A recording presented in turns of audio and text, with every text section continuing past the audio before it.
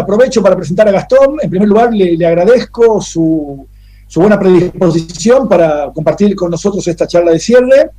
Gastón es profesor adjunto de la Facultad de Ciencias Exactas de la Universidad Nacional de La Plata y es además investigador independiente, como corresponde, del CONICET.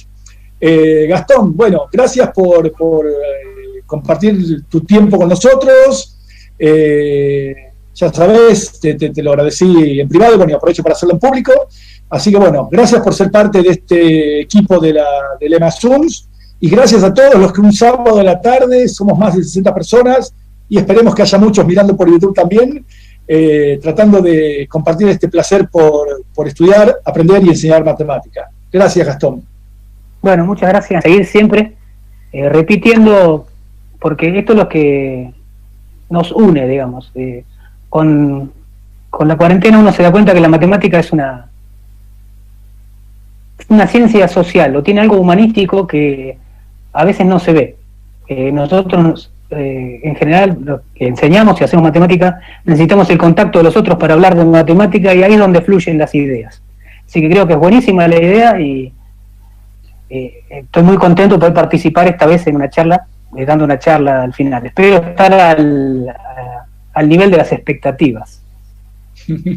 Bueno, como es sábado a la tarde, preparé una charla para mostrar una idea sola, con mucha historia, pero que sea amena. No va a haber cosas muy técnicas ni para que la gente se confunda mucho. Voy a tratar de dar una idea y algunas cuentitas. Así que cualquier cosa que quieran preguntarme o saber, chat, o tenemos que estar atentos, o si no me paran y me preguntan. ¿Está bien? Bueno, voy a dar son lo que intuyo, no es que siento, intuyo que son simetrías y transformaciones y la importancia que hay de entenderlas en todos los problemas matemáticos y físicos que hay. Y de cualquier otra ciencia. Hay que entender, para entender los problemas hay que entender las simetrías. Eso es en el fondo como pienso yo la ciencia. Y ahora van a entender qué quiero decir con simetrías. No voy a hablar de la factorización de polinomios porque eso se encarga otra gente de hablar. Como Nino. Lo que quiero ver yo es las simetrías que tenemos entre las raíces. Vamos a dibujar las raíces en el plano complejo. ¿Está bien? Este es ¿se ve la flechita negra? Este es el eje real y este es el eje complejo. Las dos raíces que tengo reales están pintaditas con azul y las complejas o imaginarias están pintaditas con rojo. Bueno, lo que aprendimos, una de las pocas cosas que uno aprende siempre en el secundario son la fórmula para resolver la cuadrática, el teorema de Pitágoras y que las raíces de un polinomio complejo que son complejas son conjugadas. Creo que uno aprende eso. Lo que siempre le pregunto a los alumnos, siempre se acuerdan de eso. Entonces, hay simetrías en las raíces de este polinomio. La simetría está dada por la conjugación de los complejos. ¿Está bien? Las raíces reales no se conjugan, quedan en sí mismas, y las raíces complejas se intercambian. Entonces vemos que la conjugación está moviendo las raíces del polinomio. ¿Sí? Entonces no es que las raíces están esparcidas, sino hay algo que las relaciona entre sí. Bueno, entonces recordemos un poco que la conjugación es una operación que uno hace en los números complejos. Si escribe un complejo como z de a más b i, donde a y b son números reales, la conjugación es cambiar el signo de la parte real. O sea, el z conjugado sería a menos b por i. Con esta fórmula se puede ver fácilmente que si el conjugado de la suma de dos complejos es la suma de su conjugado, el conjugado del producto de los números complejos es el producto de su conjugado, y si un número es igual a su conjugado, eso sí solo si el número es real. O sea, los números que cuando los conjugo que se quedan quietos son los números reales. Bueno, entonces la conjugación nos está dando una forma de relacionar raíces de polinomios con coeficientes reales. Si un número complejo es una raíz de un polinomio con coeficiente real, entonces el conjugado también. Bueno, esto vale siempre. Siempre, ¿qué quiere decir? Vamos a tener que entender qué quiere decir conjugar en otros términos. Vamos a otro ejemplo. Tomemos otro polinomio, x cuadrado menos 2. Bueno, sabemos que las raíces tiene dos raíces. El polinomio tiene coeficientes racionales, pero las raíces no viven en los racionales, viven en los reales. Estos dos números son irracionales, son raíz de 2 y menos raíz de 2. Efectivamente, también son conjugados en otro sentido estos dos números. Están relacionados uno con el otro. ¿Cuál es la conjugación que lleva una raíz en otra? Bueno, para eso considero la idea que consideró Évariste Galois de empezar a mirar los menores cuerpos que contienen mis soluciones de raíces. O sea, yo tenía voy a volver hacia atrás. Dice, ¿cómo volver? No. Ahí. Yo tengo un polinomio con coeficientes racionales y necesito agregarle las raíces nuevas porque no viven en los racionales. Se las agrego. Pero de la forma, yo le quiero agregar raíces de una forma que el conjunto donde viven esas raíces también sea un cuerpo. Bueno, de hecho hay un montón de cuerpos que tienen esas raíces. Lo que vamos a querer es que sea el más chico posible, para que no me sobren cosas. Bueno, ¿cuál es el más chico posible? Es este cuerpo. Son todas las combinaciones de números racionales, donde un A es número racional, B es número racional y multiplica raíz de 2. ¿Cómo se define la suma? Lo sumo coordenada a coordenada, como ya sabemos, los que son racionales con los que son racionales y los que tienen raíz de 2 con los que tienen raíz de 2, se multiplican haciendo distributiva y puedo probar que todo número, todo elemento aquí, no cero, tiene un inverso. Y en este conjunto tengo una conjugación. La misma conjugación que tenía antes, que ahora en lugar de poner i, tengo raíz de 2. Entonces, esto me define una nueva conjugación en este cuerpo, que es exactamente casi la misma, solamente cambié un símbolo. En lugar de poner i, puse raíz de 2. Y justamente esta conjugación es la que me intercambia las dos raíces. A raíz de 2 la mando a menos raíz de 2, y a menos raíz de 2 la mando a raíz de 2. ¿Qué satisface esta conjugación? Al igual que la conjugación en complejos, satisface que el conjugado de la suma de dos números en este cuerpo es la suma de los conjugados. El conjugado del producto es el producto de los conjugados, que en uno vale 1, y que un número es igual a su conjugado si solo si el número es racional. Antes no sucedía que un número igual a su conjugado si solo si el número es real. Entonces, lo que está haciendo la conjugación está dejando fijo a los coeficientes del polinomio. Bueno, una función como la conjugación que satisface estos axiomas, que están escritos de acá, se llama un morfismo de cuerpos. Entonces, vamos a generalizar estas ideas a cualquier cuerpo que vaya yo obteniendo, agregando raíces de polinomios que no viven donde yo quiero. ¿Está bien?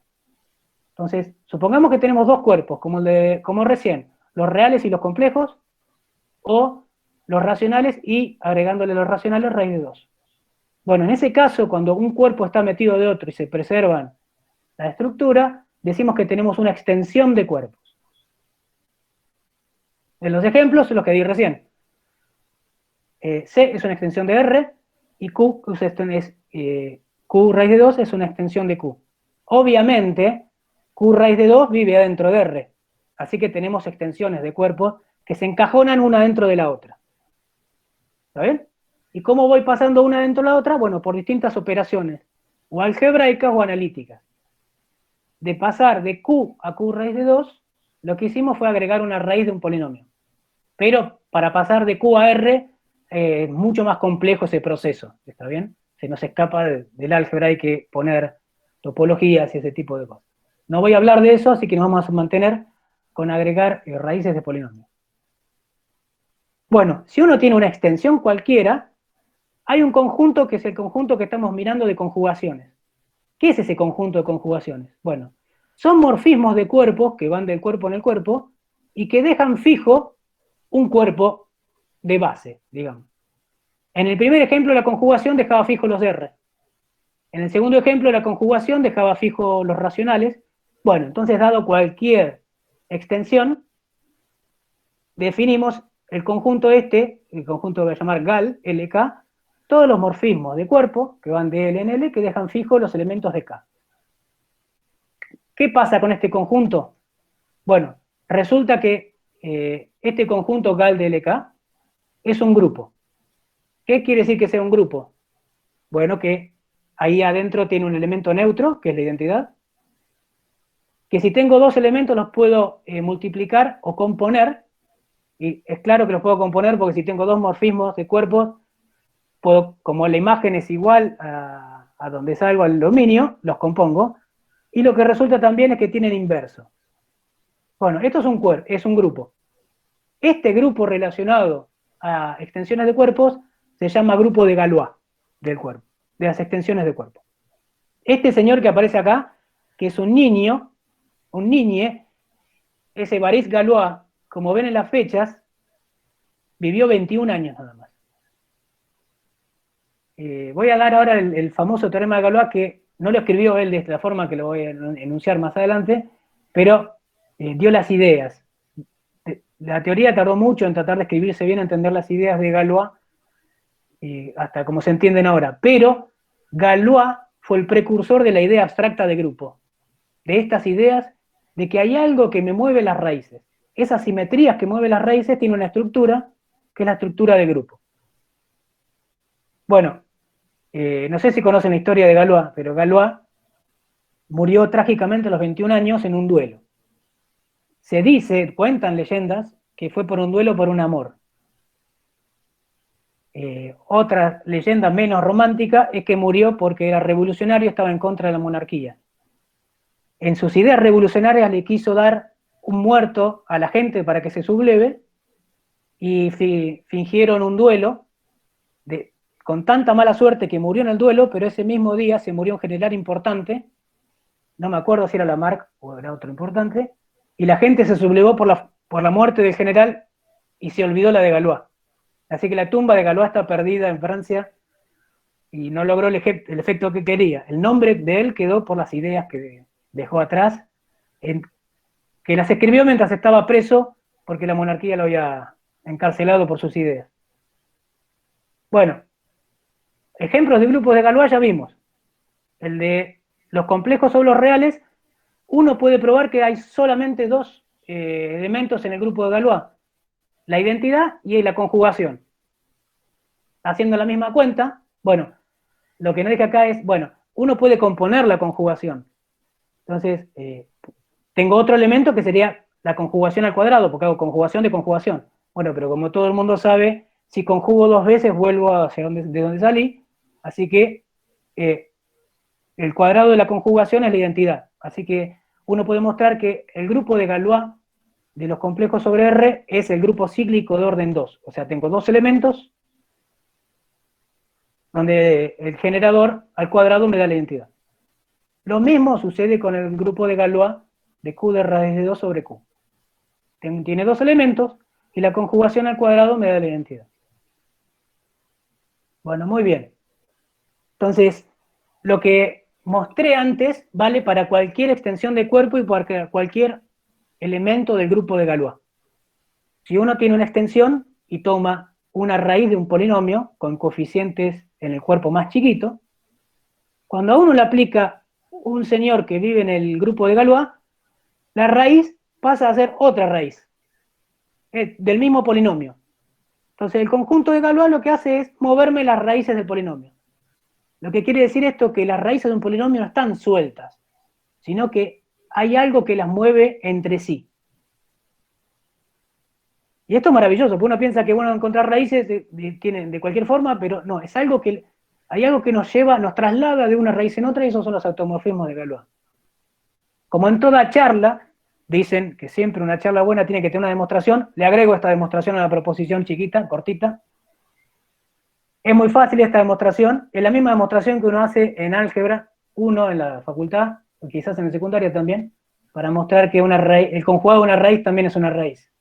Supongamos que tengo P, un polinomio, con coeficientes en el cuerpito más chiquito, con K. ¿No? Escribo a n a la xn, más a n menos 1 a la xn menos 1, o a1x más a0.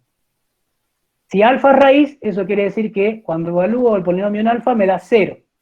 ¿Está bien? Entonces 0 es a n por alfa a la n, más a n menos 1 alfa a la n menos 1, hasta más 0. Si ahora le aplico el automorfismo a esta igualdad, el 0 va al 0. Pero eso me da de un lado. Y del otro lado, se le aplico a toda esa suma que tengo aquí. Como es un automorfismo de cuerpos, vimos que tenía dos propiedades. Separa las sumas y los productos. Entonces, puedo separar toda cuánto vale el automorfismo en cada sumando y en cada producto. Y acá la cuestión esencial es que las cosas que viven en el grupo de Galois dejan fijos los coeficientes. En los coeficientes no le hacen nada. Entonces, la fórmula me queda esta que está acá abajo, y lo que me está diciendo es que sigma de alfa también es una raíz. Entonces, por definición, el grupo de Galois mueve raíces en raíces. Entonces, si uno quiere estudiar raíces de polinomio, tiene que estudiar el grupo de Galois para ver cómo las mueve. Ejemplo. Vamos a ver un ejemplo cómo se empieza a jugar a uno cuando quiere agregar raíces de polinomios que crean otros cuerpos y sus relaciones con los grupos de Galois. Vamos a tomar una raíz cúbica de la unidad. Las raíces cúbicas de la unidad las dibujé acá. Tengo 1, esta es la raíz compleja, y esta es la otra raíz compleja que es el cuadrado de esta. Y se encuentran en el círculo unidad. Pues quizás está medio ovalado mi círculo unidad, pero bueno, la circunferencia de radio 1 es esta. ¿Sí? Bueno, si agrego, como dije antes, los automorfismos de Galois, cuando voy de R a los complejos, tienen orden 2, así que mueven las raíces del W, me lo manda el W cuadrado en este caso. Así que si yo agrego a los racionales, le agrego una raíz de este polinomio, estoy agregando un cuerpo, pero no mucho más grande, ¿está bien? Agrego de dimensión 2 nada más. Y dicen, bueno, muy bien, usted agregó una raíz del polinomio x cubo más menos 1. Y viene y dice, pero yo quiero a alguien que sea raíz de x cubo menos 2. Uy, momento ahí necesito otra raíz real, porque acá la raíz real es 1, pero en el otro caso, la raíz real es raíz cúbica de 2. Bueno, entonces empiezo por otro lado. Al que obtuve, le agrego la raíz cúbica de 2. Bueno, entonces tengo una doble extensión de cuerpos. Digo, pero ¿hay una sola forma de hacer esto? No, podía haber empezado al revés. Agrego la raíz cúbica de 2 y después agrego la raíz cúbica de 1. Bueno, pero ¿y esto tiene que ver con los polinomios o se agregan así de a una raíz?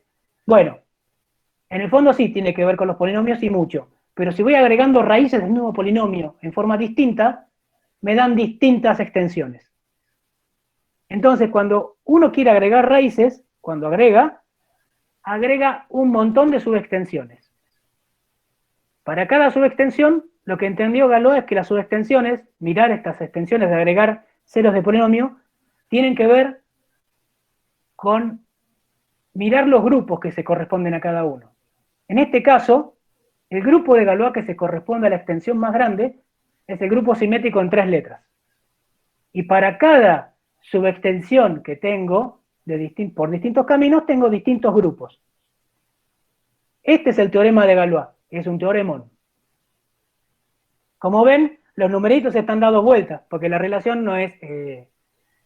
bueno, se da vuelta, el teorema hace uno de vuelta. Por ejemplo, el grupo que aparece aquí como subgrupo de S3 es el grupo de Galois que se corresponde a esta extensión. Bueno, entonces, la idea que quiero mostrar hasta acá es que para encontrar raíces de polinomios, lo que se dio cuenta Galois es que hay que estudiar las simetrías de las raíces, y las simetrías de las raíces están dadas por grupos. Consecuencia, teorema de Galois. Esto fue lo que se dio cuenta Galois. Todas las subextensiones de una extensión de un cuerpo se corresponden con subgrupos del grupo de Galois. Parece un resultado muy teórico, pero las consecuencias son muy profundas en la practicidad de encontrar raíces. Por ejemplo, un polinomio, ¿cómo encuentro una raíz? Voy a decir de nuevo esto, por ahí se enoja alguien. Lo que se acuerdan los chicos en el secundario es la raíz de cómo encontrar raíces de una cuadrática. Para encontrar raíces de una cuadrática lo que se usan son los símbolos más, menos, producto, división y raíz. Entonces la pregunta es, ¿puedo siempre obtener fórmulas cerradas de raíces de polinomios usando estos 5 símbolos nada más? Bueno, usando la teoría Galois que acabo de mostrar recién, relacionando subextensiones de cuerpo con grupos, se muestra que existe tal forma de encontrar soluciones de raíces con fórmulas utilizando más, menos, por división y raíz, sí, solo sí, el grupo de Galois tiene una cierta estructura, que se le llama grupo soluble.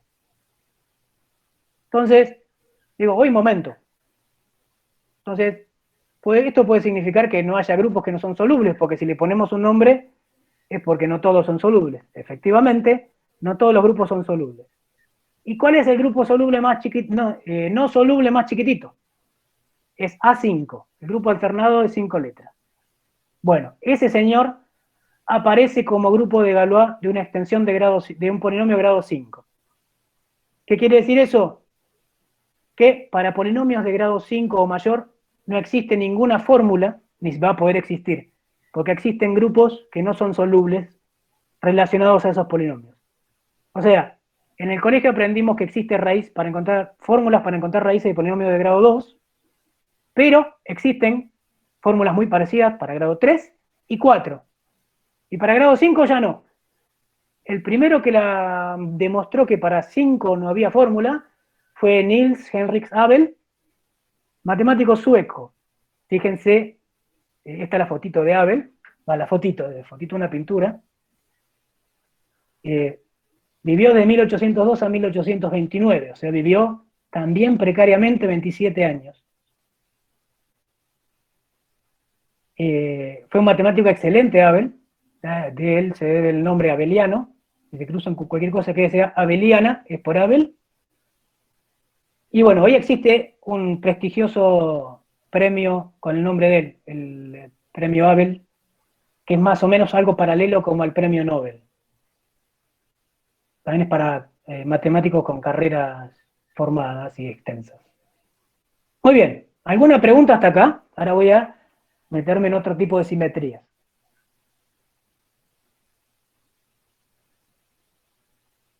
¿No? Sí. Bueno. Ahí tenés una pregunta, Gastón. ¿Qué otro grado es soluble? Bueno, soluble, se llaman los grupos solubles, es cuando puedo descomponer al grupo en otros grupos más pequeños con una cadena, donde cada paso es un grupo fácil, abeliano, donde las cosas conmutan. Es una definición un poco extraña, pero eso indica que uno tiene un grupo difícil y lo descompone. Ahora voy a hablar de descomposición justamente de cuando algo es soluble. Lo descompone con otros más chiquititos, haciendo como una cadena, yendo del más simple al más complejo. Si en la cadena los grupos son abelianos, o sea, como los que dije recién, es soluble. Y cuando no se puede hacer eso, no es soluble. Bueno, entonces, los grupos solubles son un montón, pero los no solubles hay un montón de no solubles. Los que voy a hablar de ahora en más, van a aparecer muchos no solubles. Así que, la otra pregunta es, ¿qué otros grados son solubles?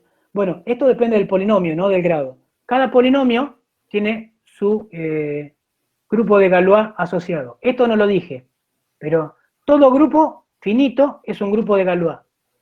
Los grupos infinitos no, pero todo grupo finito es un grupo de Galois.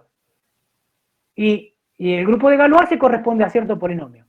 Entonces, si el polinomio que vos tenés de un cierto grado se corresponde a un grupo que no es soluble, no hay fórmula.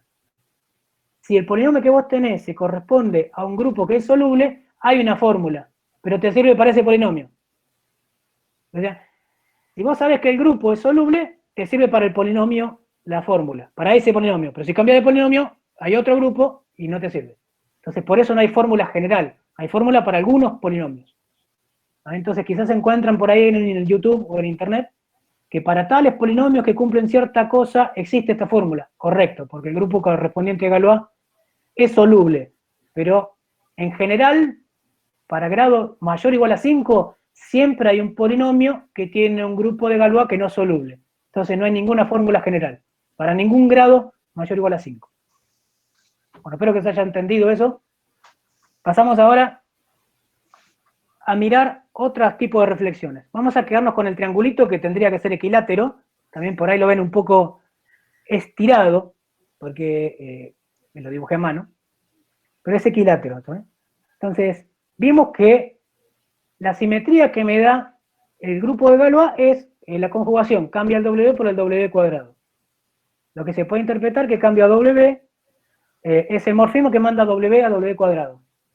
Entonces, como es morfismo de cuerpos, ¿cuánto vale en W cuadrado? Bueno, el cuadrado sale para afuera, y como el sigma de W es W cuadrado, me queda W a la cuarta, que es W. Entonces, es otra forma de ver que intercambia el W y el W cuadrado. Bueno, una forma de interpretar esta simetría es geométricamente. Esta simetría es la reflexión con el eje X. ¿Está bien? Lo que está haciendo es reflejo con respecto al eje X, espejo, hacia arriba y hacia abajo. ¿El triángulo equilátero tiene otras simetrías? Sí, por supuesto, tiene otras. ¿Cuáles son? Bueno, empecemos a mirar otras simetrías que dejan fijo el triángulo, ¿no? O sea, las simetrías es, movamos el triángulo de forma tal que me quede el mismo triángulo. ¿Cómo me di cuenta que lo moví? Bueno, hago trampa, voy a pintar los vértices de un color. Bueno, entonces, ¿cómo puedo hacer otra simetría? ¿Cómo la logro? Bueno, puedo rotar 120 grados el triángulo, porque si la vuelta es 360 y justo me divide en 3 la circunferencia, si roto 120, el triángulo me queda fijo. Lo que sucede es que si roto 120, vamos, ¿está bien? Roto en contra de las agujas del reloj, 120 grados. Bueno, entonces me cambian de lugar los puntitos, pero el triángulo sigue siendo el mismo. Muy bien, ¿qué otra cosa puedo hacer? Roto de nuevo, tengo una rotación acá, lo roto de nuevo R, la misma rotación.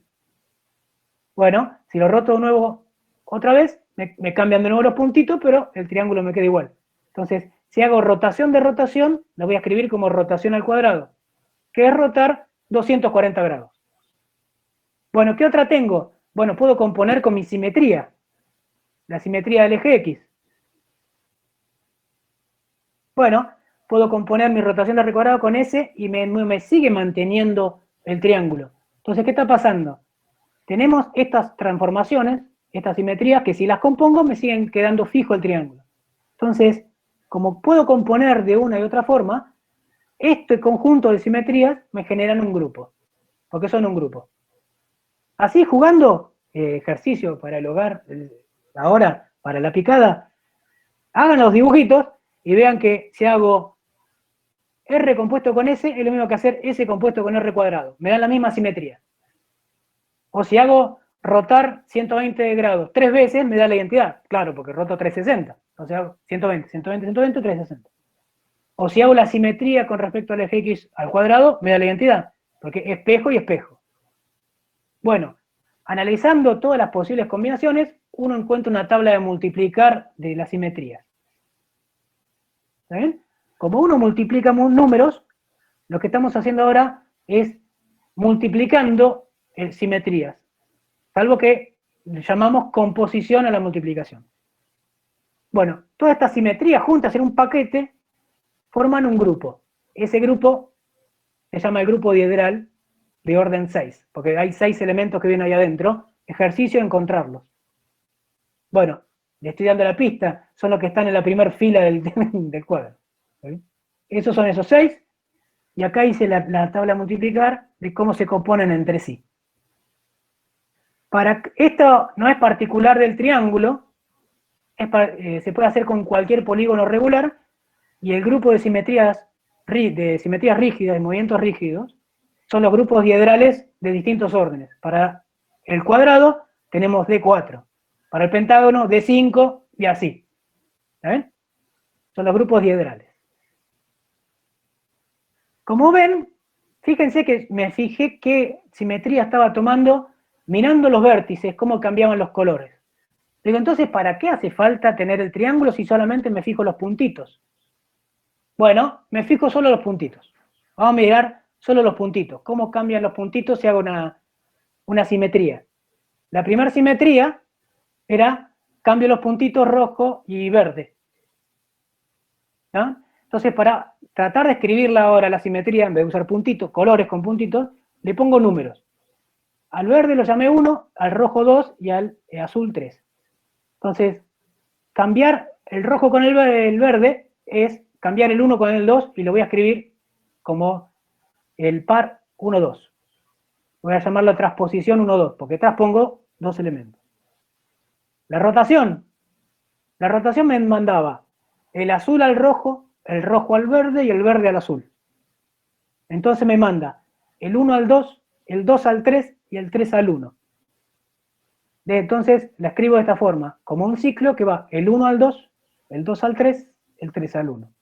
El 1 al 2, el 2 al 3, el 3 al 1. Bueno, así podemos codificar todas las simetrías que vimos. Entonces nos damos cuenta que el grupo diedral 3 son las permutaciones de un conjunto de tres cosas, del 1, del 2 y el 3. Digo, bueno, pero esa cosa yo la conocía como otro grupo. Sí, efectivamente. Ese es el grupo S3 de permutaciones de tres elementos. Entonces, ¿qué pasó? ¿Hay dos grupos que me dan simetría del mismo objeto? Sí. Como simetría del mismo objeto pueden aparecer varios grupos y varias cosas que al final terminan siendo iguales. Entonces, ¿cómo me di cuenta si son distintos o no los grupos? Bueno, hay que mirar los grupos a través de sus acciones. ¿Está bien? En general, no vale que el grupo diedral es igual al simétrico, solo vale para 3, para el caso 3. Para 4 ya tengo más permutaciones de 4 cosas que movimientos rígidos del cuadrado. Pero vean que las construcciones de los grupos es bien concreta. Quiero encontrar simetrías de un objeto. Y eso es bien aplicado porque uno si a veces quiere mover cosas, quiere construir cosas que no dependan de movimientos, entonces necesita encontrar las simetrías de los objetos. Bueno, entonces como dije antes, puede ser que los grupos tengan las mismas acciones. Bueno, entonces la idea es entender las simetrías a través de las estructuras de los grupos, y los grupos son como las personas, se conocen a través de sus acciones. Esto lo dijo Guillermo Moreno, un matemático mexicano que murió hace poco, no el político. Sí, bueno, no voy a decir nada para no decirlo. Pero tiene razón. Uno conoce mucho de las cosas a través de cómo actúan. Y a uno a veces no sabe qué está actuando, y lo que tiene que hacer es encontrar la simetría que está dando esa acción. ¿Está bien?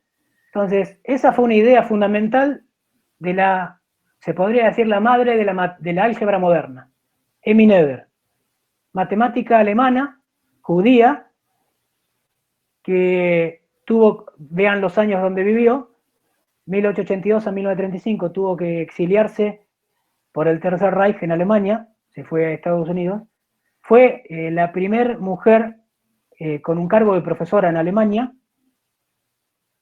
y una anécdota cuenta que el famoso Hilbert le había propuesto para dar clases en Göttingen, que en su momento en Göttingen era la meca de la matemática. Y obviamente el cuerpo de profesores no la quería aceptar, y Hilbert dio una charla impresionante mostrando todas las habilidades que tenía Noether y por qué la tenían que contratar. No la contrataron, se tuvo que ir a otra universidad, pero Hilbert se dio cuenta del genio que era Noether. Bueno, ¿qué dijo Emmy? Hay un montón de cosas de Emmy Noether y muchos nombres que tienen que ver con Noether, Noetheriano y ese tipo de cosas. Busquen en Google o en Wikipedia y van a ver la historia de Emmy Noether. Emmy Noether se dio cuenta de unos principios que se usan en física hoy. ¿Cuál es el principio? Que cualquier ley de conservación de la física está ocultando o proviene de una simetría. Ella se dio cuenta que el momento, cuando uno calcula momentos de las partículas, tienen que ver con traslación en el espacio. Y si uno calcula energía, tiene que ver con traslación en tiempo. Y con simetría en ese momento, uno querría decir acciones de grupos. Entonces, ahora este paradigma cambió un poco, porque entramos en el mundo cuántico en el último siglo, bueno, ya en el siglo pasado, pero hay muchas leyes físicas que tienen mucha simetría. Y la simetría quiere decir que está actuando algo, que siempre se pensó que era un grupo. Bueno, cuando uno se mete con cosas muy chiquititas, son otros objetos que dan la simetría, pero siguen ciertos objetos algebraicos, que generalizan los grupos. En este caso, los grupos aparecen así en la realidad. Son simetría de cosas. Parecen las definiciones abstractas que de antes, pero si uno entiende que la simetría de algo está dado por un grupo y entiende el grupo, entiende algo. ¿Está bien? Entiende la forma de algo. ¿Qué sé yo? Si uno tiene algo que lo rota en cualquier ángulo y me da lo mismo, digo, entonces es una circunferencia. Entonces podemos sacar la forma de algo mirando las simetrías que tiene.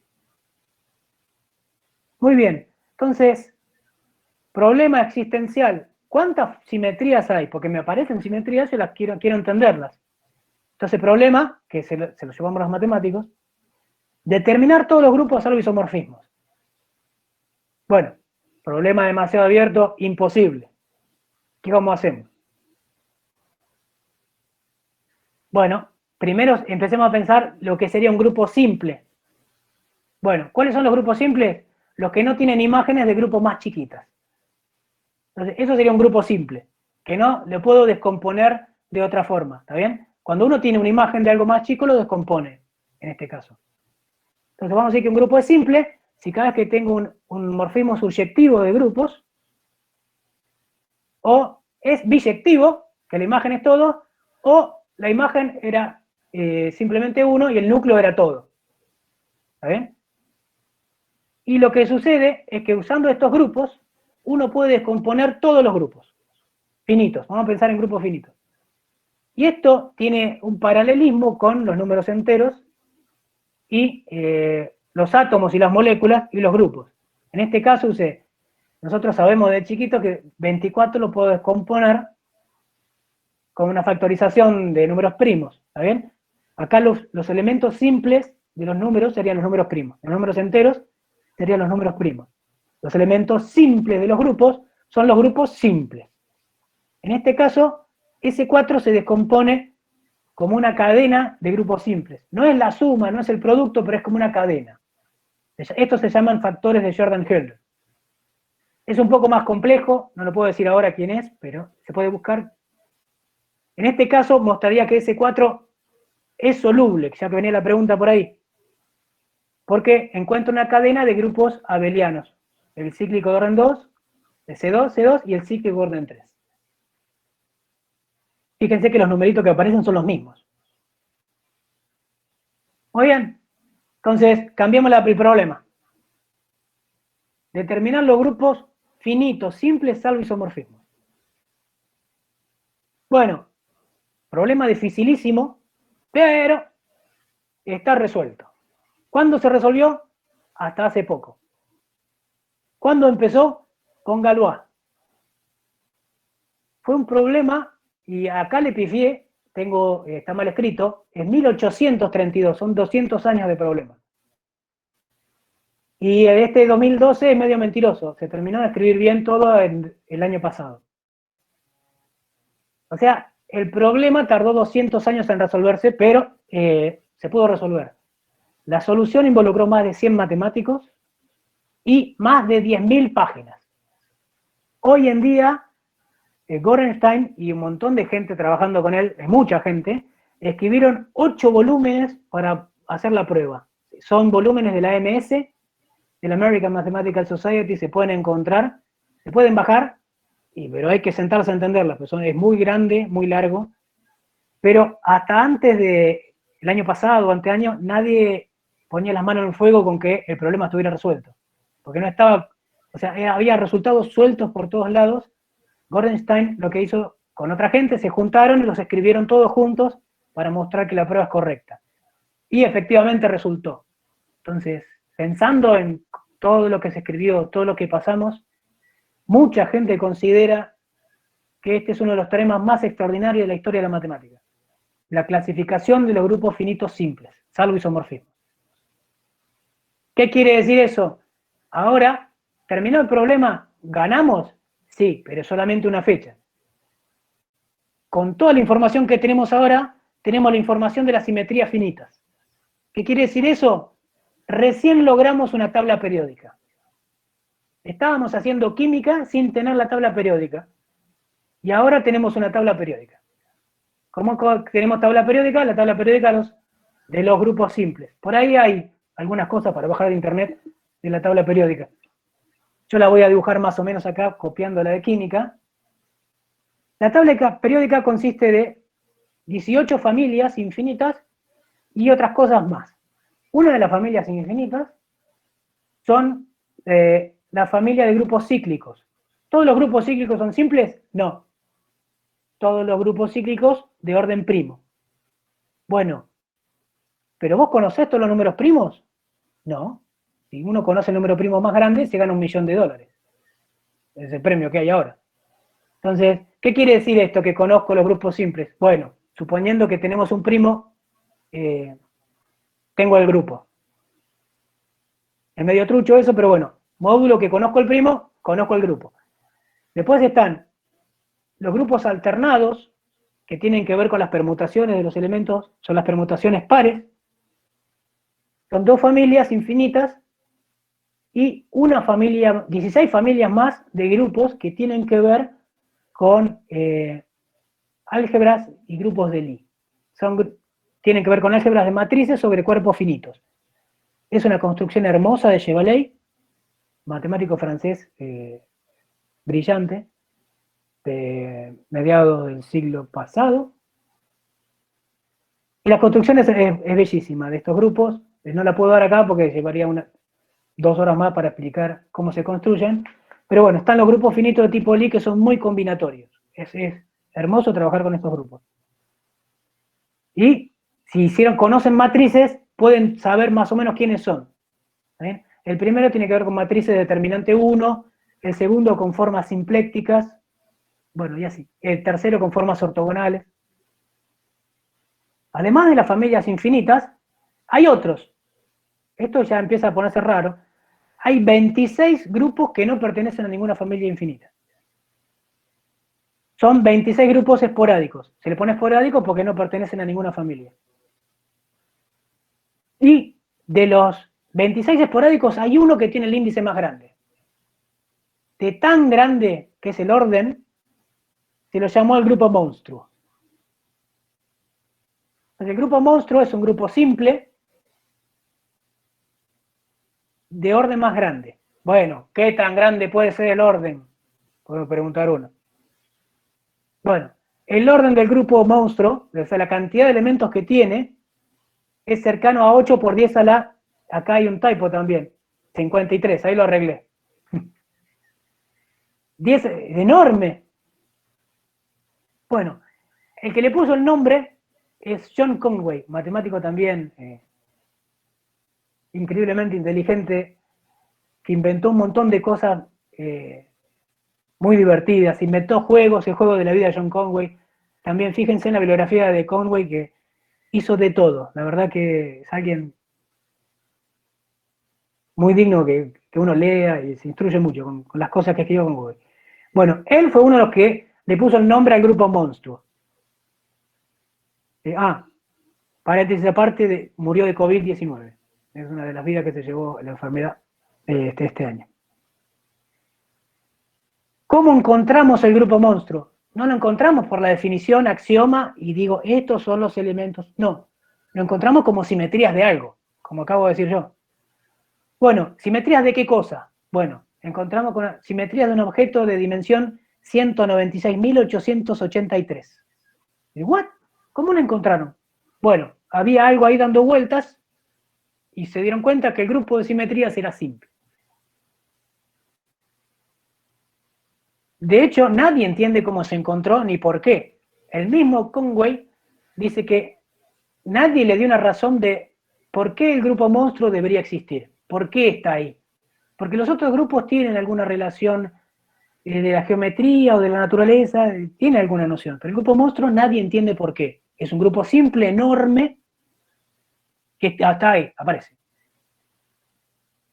Y no solo aparece como simetrías de este objeto que encontraron, sino que se empezó a ver simetrías que aparecen en muchos otros lados. Uno de los que pudo probar ese tipo de apariciones que tienen los números que se corresponden con el monstruo es Richard Borchers, que ganó la medalla Fields en el 98. La medalla Fields es el premio muy prestigioso para matemáticos menores de 40 años.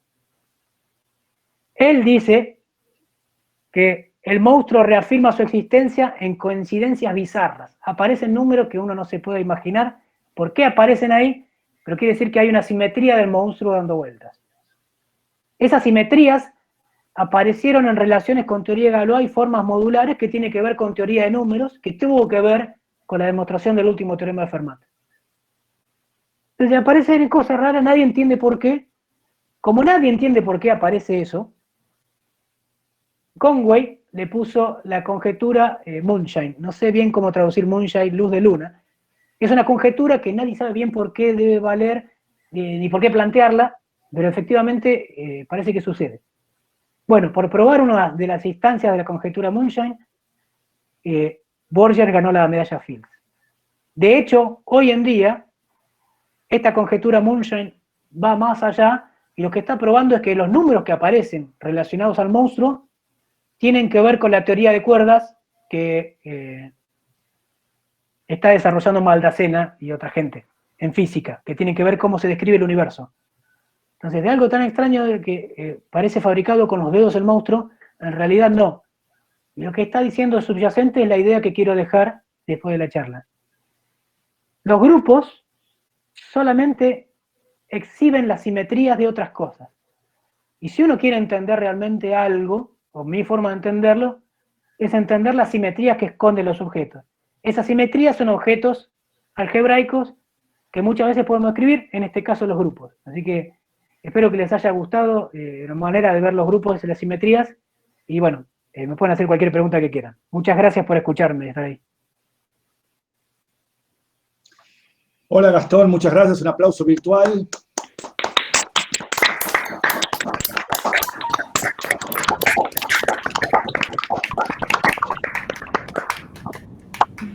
Bueno, podemos comenzar la serie de preguntas. ¿Alguien del público se anima a hacer alguna pregunta? Arranco yo, Gastón, como corresponde, ¿no? Como corresponde. Claro, claro. Bueno, me gustó la charla, fue muy interesante.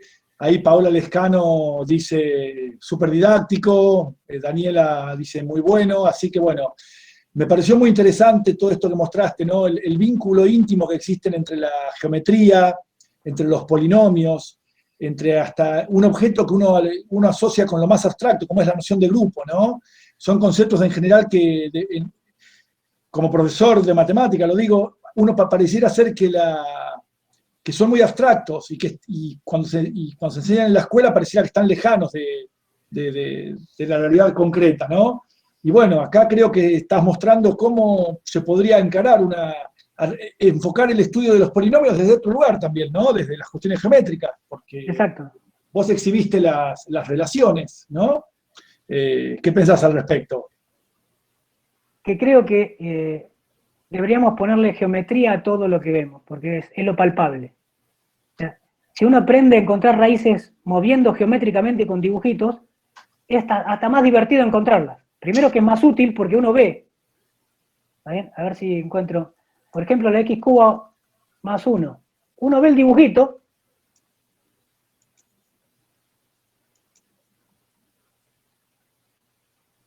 Ve el dibujito ese y entiende cómo se mueven. O sea, no pueden ser cualquier cosa ver las raíces. Entonces, si uno entiende cómo se mueve, hasta le da gusto encontrarlas y ve las simetrías que tiene. ¿Está bien? Y hasta esto sirve para descomponer polinomios en productos irreducibles. Que uno se rompe la cabeza, pareciendo a veces, cuando diciendo con fórmulas, con fórmula de factoreo, pero si uno sabe que algunas simetrías se quedan juntas, bueno, eso me da un factor. Entonces, meterle geometría a las cosas creo que ayudaría muchísimo. Muchísimo. Y Y es mucho más lindo también, ¿no? Uno puede jugar. Ahora está el GeoGebra, que se puede usar un montón para jugar con geometría y raíces. Yo así me siento a veces con mi nena que me muestra GeoGebra, me enseña, porque yo mucho no sé. Está en 5º grado, pero sabe un montón de GeoGebra. Y nos ponemos a jugar y yo le muestro, cuando le agarro la mano, empiezo a mostrar simetrías y me dice, uy, mira qué bueno. Y le gusta, a la gente le gusta ver que tiene que ver con algo, con un dibujito. No es que es algo abstracto. Bien, ¿alguna pregunta más? Bueno, acá los mensajes, excelente expositor, muy buena charla. Muchas gracias. Asienten también, a Mariano Moreno le gustó también este vínculo final con la física, ¿no? Con la teoría de supercuerdas, la teoría de cuerdas, y Maldacena, el físico argentino que va en camino de ser premio Nobel seguramente. Sí. Bueno, una de las cosas que le reprochan a Maldacena es que la teoría de él no se corresponde con la realidad porque no hay nada medido que verifique la teoría de él, que ratifique la teoría. Claro. Pero bueno, lo mismo le decían a Einstein, hasta que alguien después de 40 años pudo verificar que efectivamente pasaba lo que él estaba diciendo, o con lo de los agujeros negros hace poco, no sé, 10 años. No sabemos si lo que la teoría de Maldacena es correcto o no, pero es maravilloso lo que está haciendo. Bueno, ahí también, ya que lo mencionan, es bueno esto de los comentarios en el chat, porque van mencionando diferentes aspectos, diferentes puntos que tocaste en tu charla. Bueno, acá Adriana De Luca habla de Mineder, justamente. Mineder fue una de las fundadoras del álgebra moderna, Adriana. Ella, a través de sus alumnos, el famoso Van der Waerden, el famoso Emil Artin, bueno, ella, por medio de sus alumnos, logró reformular el lenguaje del álgebra, ¿no? Allá por la década del 20, la década del 30. Sí. Bueno, ya de paso menciono, mirá, si no recuerdo mal, Eduardo Sáenz de Cabezón, el famoso matemático y youtuber español, ¿no? El que tiene el canal Derivando, escribió una biografía sobre Mineder. Sí, también es muy interesante mirarla. Sí. Bien. Interesante la conexión con la tabla periódica. Bien. Bueno, a Mineder le pasó de todo, pobre. Bueno, como en aquella época de todos los judíos alemanes. Claro. Y encima, sí. Pero bueno, a pesar de todo eso, pudo ser un ícono en la matemática, en el álgebra moderno.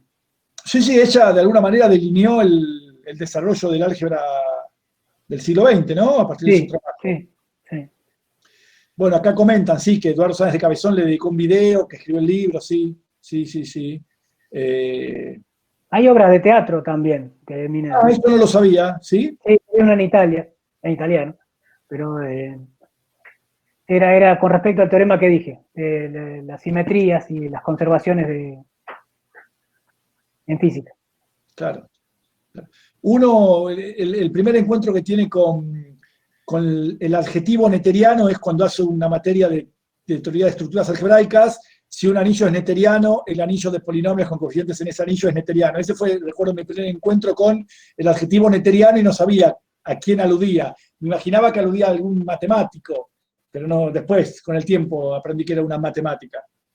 Sí, bueno, cuando nosotros éramos jóvenes, ahí, con la edad de piedra, no sabíamos quiénes eran, porque cuando aprendí los nombres de los teoremas,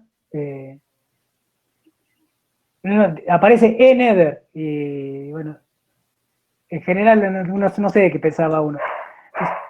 Quizás pensaba que eran hombres o algo así, pero lo que me di cuenta, después de tener muchas colegas que admiro, matemáticas, y profesoras, porque yo tuve un montón de profesoras, claro. Y me di cuenta que la matemática se nutre, siempre toda la historia de la matemática se nutrió de mucha gente de distintos géneros, de distintas cosas. Claro.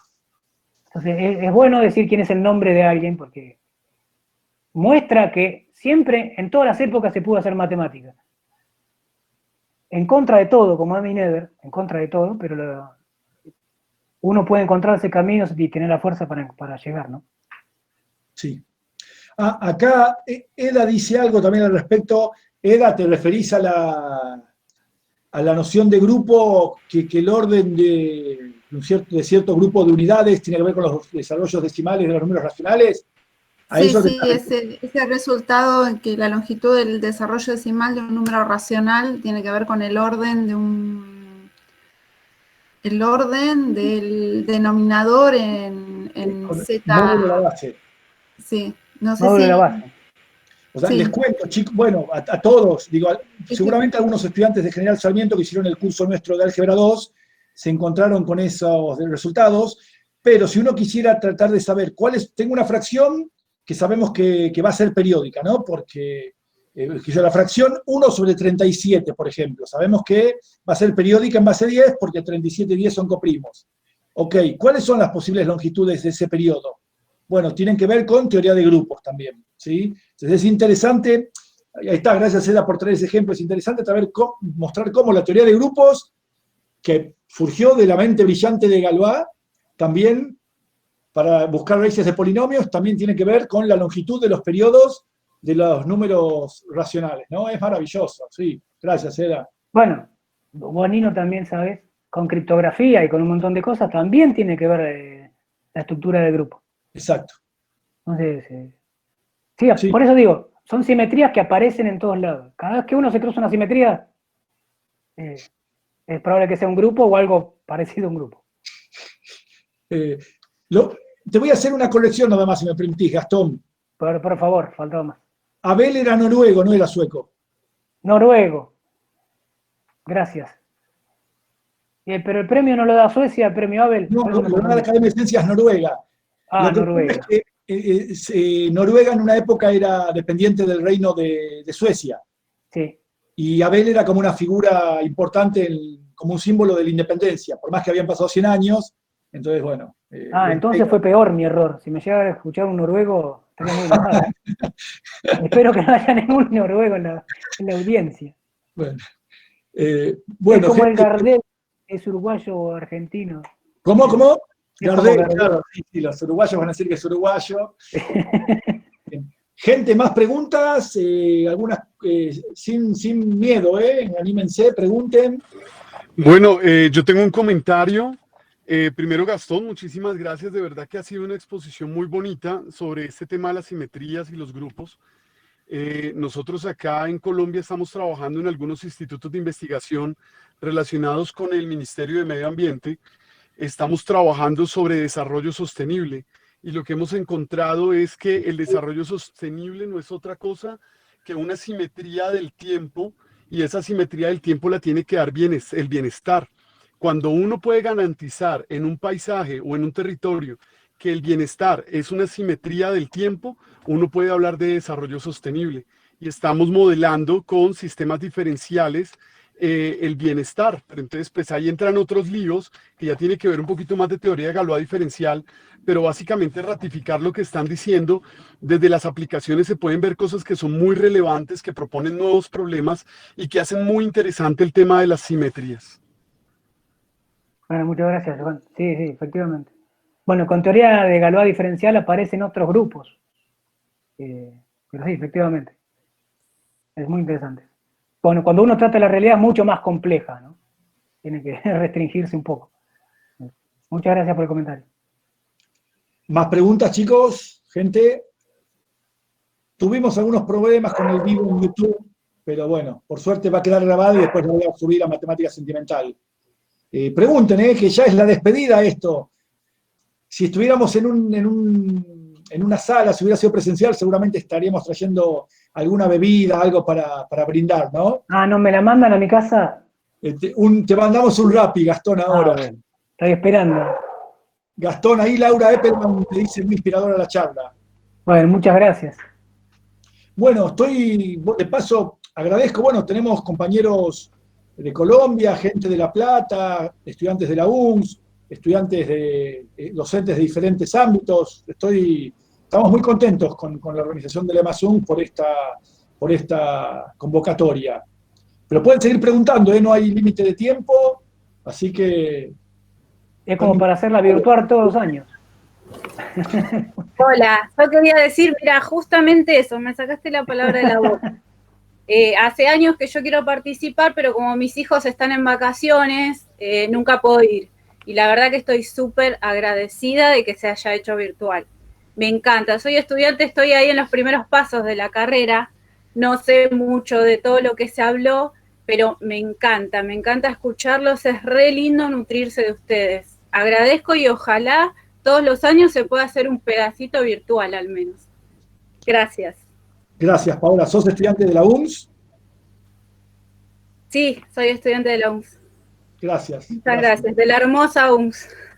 Gracias. ¿Qué más, Claro, chicos? quizás tenemos que converger a una forma mixta, de presencial virtual. Sí. Sí, eso fue un punto a favor, creo. Tuvimos mucha más convocatoria que las instancias presenciales porque la gente está en su casa, con sus hijos, puede hacerse un tiempito. Sí, realmente esto de la virtualidad va a reformular, digamos, la manera de vincularnos con el conocimiento, me parece, ¿no? Creo que sí. Creo como ahora como nunca tenemos el conocimiento en una computadora o en un teléfono. Si tenemos Sí. la computadora del teléfono, ¿no? Sí. Y antes era más difícil de acceder. El problema es que ahora hay como pseudo conocimiento dando vueltas y hay que saber elegir, pero bueno. Claro. Yo quiero agradecer a Gastón por la charla muy linda que dio y bueno, pedir disculpas que con YouTube tuvimos algunos inconvenientes con la transmisión sobre el final y se cortó, ahora está deteniéndose, pero bueno, está grabada la charla, así que después podemos ver de qué manera la compartimos completa. Antes de terminar, me gustaría que agradezcamos a todos los organizadores y a todos los profesores que dieron los cursos y los talleres. Un aplauso para todo el mundo que la verdad que trabajó mucho.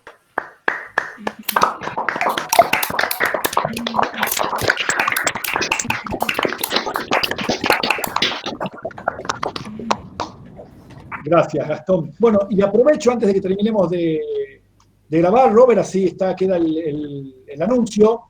Del 21 al 25 de septiembre se va a llevar a cabo también la primera edición virtual de la reunión anual de la Unión Matemática Argentina, la VIRT-UMA 2020. Y un poco como decía Paola Lescano, traspasó todas las expectativas, ¿no, Gastón? Hay más de 1000 inscriptos, una cantidad que era imposible de pensar en una instancia presencial. Así que, Gastón, ¿querés aprovechar para presentar decir algo con respecto a la VIRT-UMA? Bueno, sí, muchas gracias.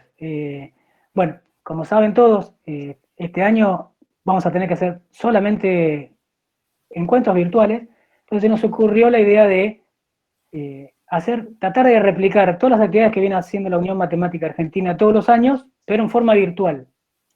Esto generó que cambiemos un poco el paradigma de cómo lo decimos, porque la UMA tiene muchos aspectos. El aspecto académico, los cursos, los talleres, las reuniones sociales, el vino de honor, la cena camaradería.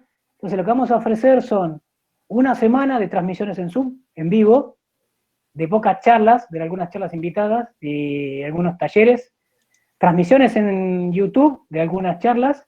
Por ejemplo, en las actividades de divulgación va a dar una charla Adrián Paenza, que va a ser transmitida por YouTube. Las charlas sobre género van a ser transmitidas también por YouTube y van a ser de libre acceso. La semana anterior a la UMA, para que no se acumulen actividades, se va a desarrollar la actividad científica y de educación matemática en un foro. La gente que quiere exponer su trabajo, que ya presentó trabajo, sube su trabajo a un foro y un video pregrabado. De esta forma, la gente puede ver el video de unos 15, 18 minutos y puede interactuar en el foro. También está en la parte de matemática en la industria, hay 5 entrevistas de matemáticos jóvenes, matemáticos y matemáticas jóvenes, trabajando en la industria y le dan una perspectiva a la gente de qué se puede hacer sin hacer investigación ni dar clases. Y también vamos a tener una parte social que vamos a tratar de suplir de alguna forma lo que a todo el mundo le gustaba de la UMA. Así que estamos con Nino pensando una actividad muy buena para el cierre de la UMA, que sea social y que todo el mundo se enganche. Bueno, y sigan, por favor. Miren, para cualquier información, miren virtuma2020.com.ar o en las redes sociales. Buscan Virtuma 2020, pueden encontrar en Facebook, YouTube o Twitter. Bien. ¿Cómo se pueden inscribir? Instagram. ¿La inscripción para estudiantes es gratuita, Gastón? Muchas gracias. La inscripción para estudiantes es gratuita y para socios de la UMA también. Si uno es estudiante, lo que tiene que hacer es ingresar a su plataforma de estudiante, que generalmente es un guaraní, imprimir que efectivamente son estudiantes y enviar eso. Con eso ya están inscritos. Y si uno es socio, haber abonado la cuota de este año. Bien. E inscribirse. Si son socios o estudiantes y quieren participar, inscríbanse ahora porque después vamos a tener mucho trabajo y nos va a costar más tiempo darle acceso a las cosas. Pero es una actividad gratuita y queremos que sea inclusiva para todos, de todo el país. Que todos y todas la puedan ver, interactuar, que tengan acceso a una computadora o un celular. Queremos que participen. Bueno, aprovecho ya que estamos preparando algunas cosas con Gastón y otras más. En Matemática Sentimental hay una lista de reproducción que es Virtuma 2020 y estamos empezando a subir videitos sobre qué representa la UMA para cada uno de nosotros. Yo les puedo hablar, la UMA para todo es una parte muy importante de nuestra vida como matemáticos, la Unión Matemática Argentina. Así que bueno, ahí van a ir escuchando opiniones. El canal de Virtuma 2020 es el canal de YouTube, ¿no, Roberto? Roberto y Gastón. Sí. Para que yo estoy suscrito, por ahí tengo el link fácil. Sí, bueno, pueden seguirlo en las redes también. Por supuesto, síganme en Matemática Sentimental. Y esperemos que nos hagan unas actividades lindas para la fiesta. Con sorpresas. Bueno, Robert, podemos... doy un cierre final, si querés. Julia, Eda, ¿quieren decir algo? Organizadoras amigas. Gustavo, que anda por ahí, no sé si anda por ahí todavía. Pacosi. Sí, agradecerte, Gastón. Realmente fue una charla súper amena. Acá están preguntando la manera que pueden acceder sobre tus diapositivas y alabaron la escritura amena que presentaste, bien diferente. La verdad es que eso estuvo muy bueno. Una cosa así completamente atípica, saliendo de lo formal, de usar el Beamer y demás que nos caracteriza a nosotros. Así que... Perdón, bueno, nada. No era mi intención. No, está maravilloso. Siempre cosas nuevas son súper bienvenidas. Y bueno, también me sumo al agradecimiento que hiciste vos a todos los docentes de los cursos y de los talleres que se han, prestado a participar, digamos, enganchado a participar de esta EMASUNS virtual, que fue toda una experiencia para nosotros. Y la verdad es que yo termino súper contenta, porque creo que fue todo un éxito. La convocatoria fue realmente impresionante. Así que bueno, nada, felicitaciones a todos. Gracias, Julia. Bueno, sí, me sumo a los agradecimientos a todos los docentes y bueno, en especial a Gastón, que dio esta charla tan maravillosa, que además pudo sintetizar un trabajo de tantos años y de tanta gente, ¿no? Y poder, que nos permitió... 200 años. Claro, no es fácil encontrar un hilo para poder contar una historia tan larga en tan poco tiempo y que se pueda entender tan claramente la idea. Así que, bueno, muchísimas gracias y, bueno, gracias a todos por estar, por haberse prendido en esta iniciativa y bueno, esperamos que para el año que viene seguir con esto. Gustavo, ¿andás por ahí? Gustavo Pacosi. Agradecer a todos los que participaron, a los docentes, a los estudiantes. Tu charla, Gastón, me pareció interesantísima porque en los sistemas dinámicos esa cadena de grupos y subgrupos van condicionando, por ejemplo, las bifurcaciones que pueden ir apareciendo. Y bueno, es todo un tema. Johan de Colombia dijo algo también en relación a eso, en relación al tiempo. Así que, bueno, me sumo a los agradecimientos y felicitaciones de todos.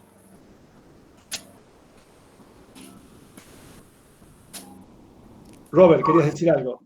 No, eso iba a sumar el agradecimiento que acaba de agregar Gustavo, que bueno, por supuesto a todos los docentes que estuvieron dando talleres y cursos, y a los estudiantes, en particular de la UNS, tuvimos una gran cantidad de estudiantes que se sumaron, también muchos graduados, que está muy bueno que mantengan el contacto con la universidad, y bueno, y gente de otras partes que también se sumó a la EMASUNS, de otros profesorados, de otras universidades, e inclusive de otros países. Hubo gente participando de Chile, de Perú, y bueno, fue muy, muy lindo eso. De Colombia ahora. Colombia.